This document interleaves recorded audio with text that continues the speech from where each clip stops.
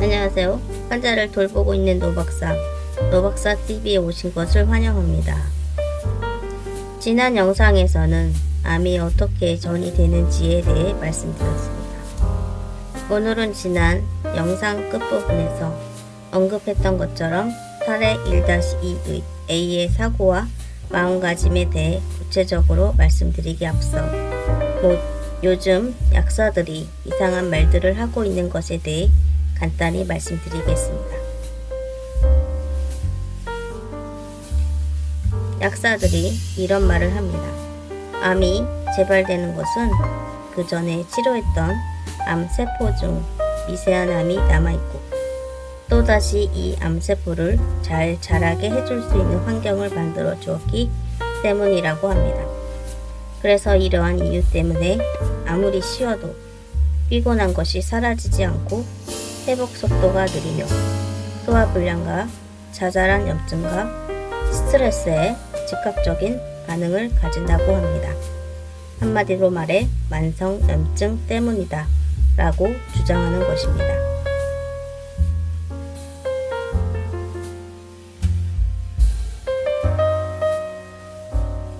하지만 이 증상들에 대해 곰곰이 생각해보면 사람은 누구나 노화라는 시간을 겪게 됩니다.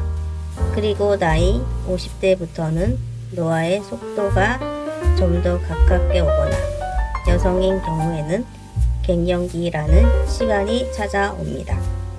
그래서 갱년기로 인해 야간요 혹은 새벽요 때문에 잠을 푹 자지 못하고 열이 갑자기 팍 올라가거나 혹은 홍조로 인해 신경 쓰여서 항상 피곤해 합니다.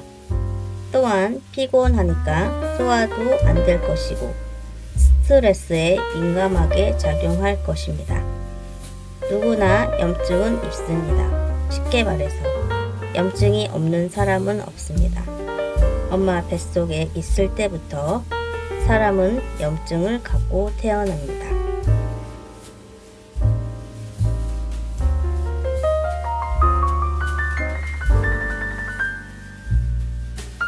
따라서 약사들이 말하는 암 재발의 원인에 대한 이론은 틀린 말입니다.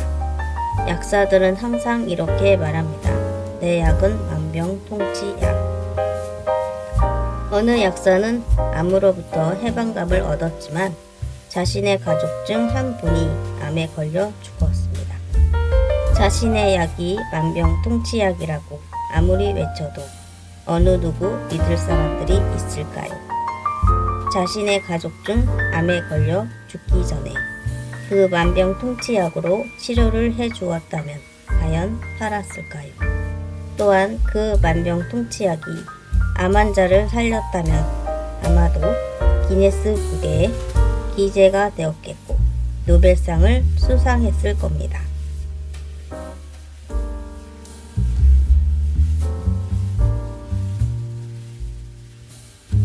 그래서 개인적으로 생각하면 암은 혈액과 가장 밀접하게 관련되었다고 봅니다. 물론 혈액뿐만 아니라 호르몬, 신경계, 근육 등 복합적으로 관련되어 있겠습니다만 혈액이 깨끗하지 않는다면 암에 걸릴 확률은 70에서 80%가 아닐까 생각됩니다. 또한 중국인들의 삶에 대해 이야기해주는 채널을 보면 돈 많은 중국의 영화배우나 탤런트들이 불로장생을 위해 나이가 젊은 청소년들의 혈액을 채취해 자신이 갖고 있는 피를 혈액투석처럼 치료하면 오늘 내일 하는 85세에서 90세의 삶이 120세에서 150세까지 살 수 있다고 합니다. 따라서 이러한 엽기적인 돈 많은 중국 영화배우나 탤런트의 실천 행동보다는 암에 걸리지 않으려면 딱 두 가지와 제가 항상 강조하는 사고, 마음가짐, 그리고 생활 패턴에 달려 있다고 봅니다.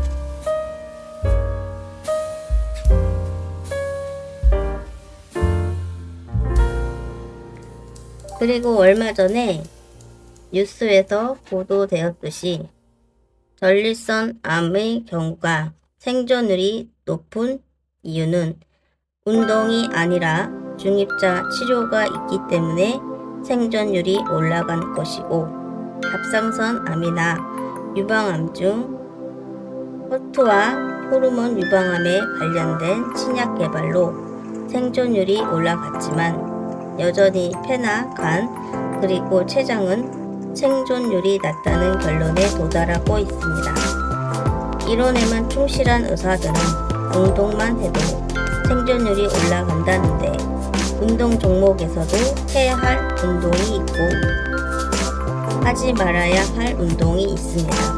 운동하면 당연 면역력이 올라갑니다. 하지만 면역력이 올라가려면 운동만이 최선이 아닙니다. 이것에 대해서는 다음 사례 1-3에 대해 언급하겠습니다.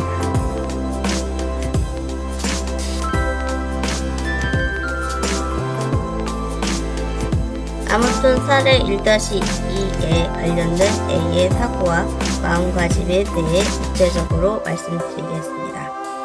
A가 좋아하는 성경 구절인 시편 69장의 30에서 31절과 103장 1절에서 5절의 말씀은 다윗의 시입니다.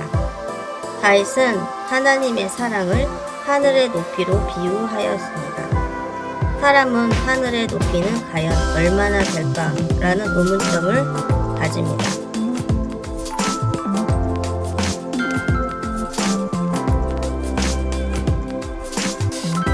천문학자들은 지구가 속한 은하 계보보다 훨씬 크고 셀 수 없는 별들로 온 우주가 구성되어 있다고 말합니다.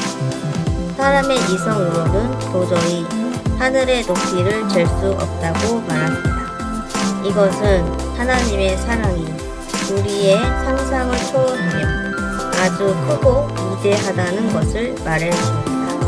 또한 다윗은 하나님이 우리의 죄를 다루시는 방법을 동쪽이 서쪽에서 먼 것 같이 우리 죄가를 우리에게서 멀리 옮기셨으며 라는 말이 시편 103장 12절에 나와 있습니다.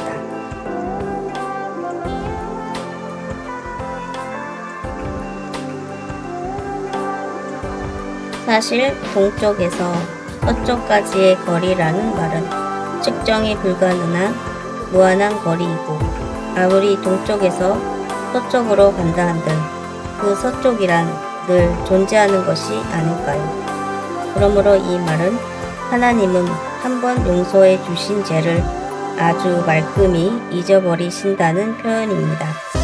구약 성경 이사야를 통해서도 하나님은 우리의 죄를 용서하시는 자신의 성품을 계시하셨습니다. 이사야 43장 25절이 나 곧 나는 나를 위하여 내 허물을 도말하는 자니 내 죄를 기억하지 아니하리라입니다. 이미 우리의 죄는 우리가 도달할 수 없는 곳으로 옮겨졌음에도 불구하고 여전히 죄책감으로 인해 고통받고 괴로워한다면 얼마나 바보스런 일이지 않을까요?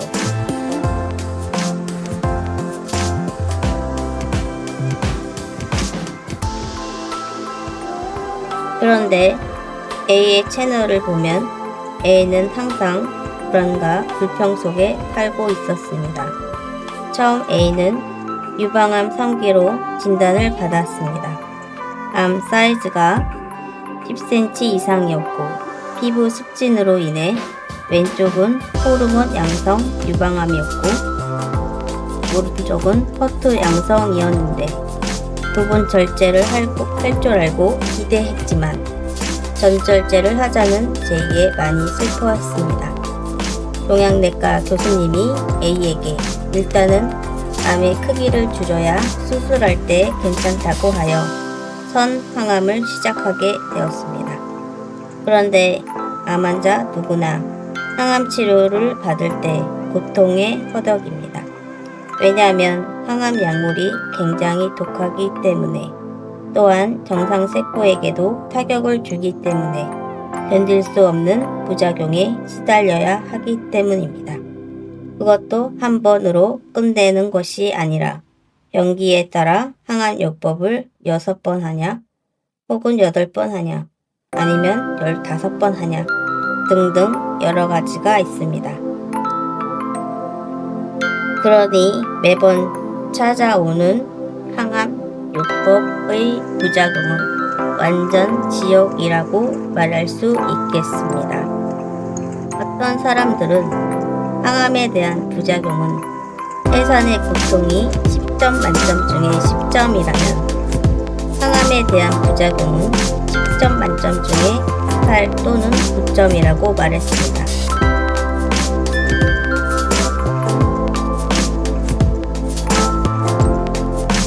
A는 선 항암을 하면서 참을 수 없을 정도로 너무나 큰 고통에 시달려 부모님에게 죽고 싶다고 말을 했습니다.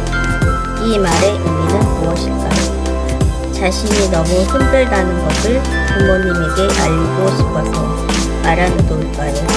아니면 자신의 고통을 함께 나누자라는 의도로 말한 것일까요? 대부분 사람들은 가족에게 폐를 끼치지 않기 위해 아파도 내색을 하지 않습니다.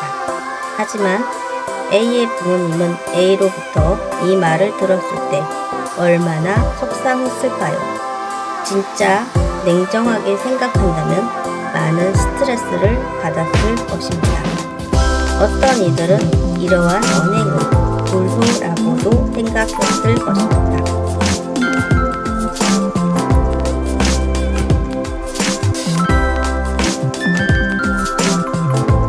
1년 뒤 A는 검사에 의해 뇌전이가 되었다는 소리를 듣게 되었습니다. A가 가진 척추 양성 유방암은 뇌로 전이가 잘 되는 암이었습니다. 자신은 검사 받기 전에 튀김 음식이나 과자를 즐겨 먹었다고 합니다. 또한 설마 전이가 되겠어? 라는 생각도 했다고 합니다.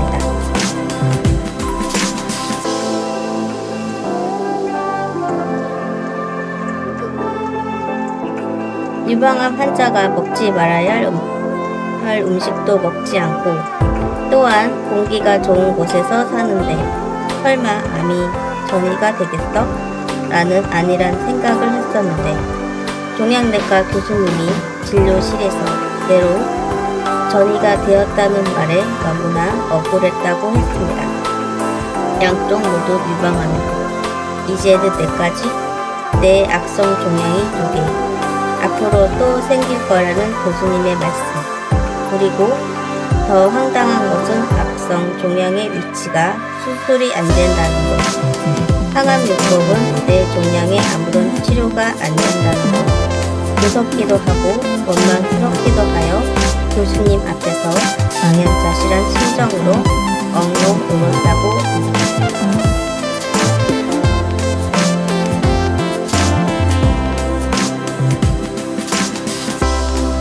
A는 검사 때마다 발견하는 뇌 종양의 크기가 계속 자라나는 것을 보고 겁이 난다고 하였습니다.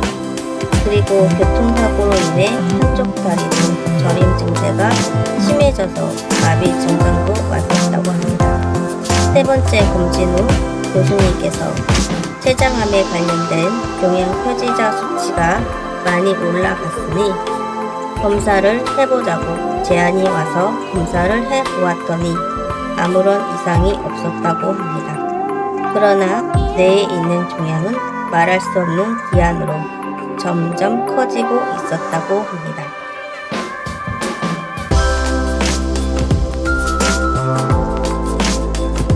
일, 2년 동안 A는 한 번도 하나님을 찾지 않았습니다.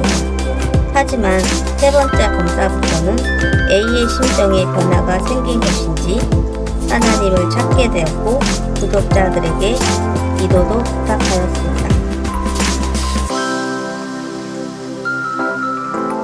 A는 왜 갑자기 하나님을 찾게 되었을까요? 어떤 심정의 변화가 찾아온 것일까요? 다음 영상에서는 사례 1-2A에 대한 이야기를 계속 진행할 것이오니 많은 관심과 시청 부탁드리며 지금까지 또한 시청해 주셔서 감사합니다.